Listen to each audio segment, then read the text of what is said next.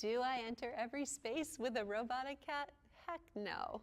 I enter the space with what information I get from that person's environment. So it's so helpful to see someone in their home environment to know what matters to them. And then we go from there, through conversation, through cheers with a coffee mug. I just wanted to share a little bit about the privilege I have to enter into people's space when they're living with brain change. Oftentimes there's a question of how do I help my person? And I start with, well, you have to understand what your person's abilities are.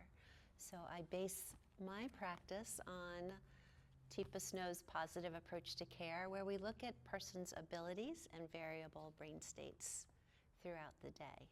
I thought maybe it would be helpful to hear about my evaluation this morning. I do functional assessments, so I am not going to come into your home with a paper and pencil test and ask you to draw a clock, count backwards.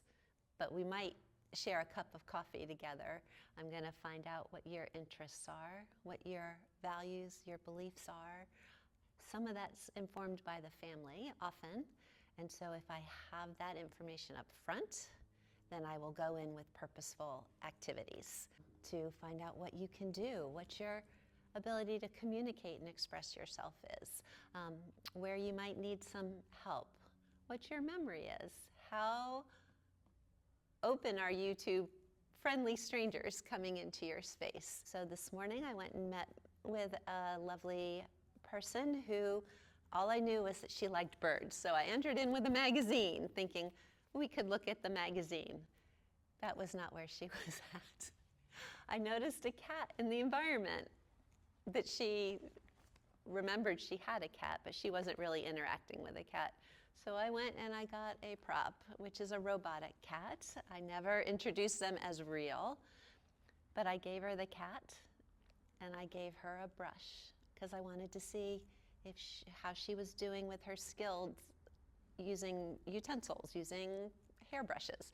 And she immediately took to the cat. Just gave me so much information about how she relates to other people, her awareness of time and space, her ability to communicate, how much support she needs, what is her tolerance for sensory information or too much information. This family is preparing to transition their mom to a new setting, a new supportive care setting. Not something anybody wants, but actually will give her the support, the socialization, the engagement, and the care that she deserves. Her care partner that helped her care for her grandmother and her mom, 89 years old, was in the home today.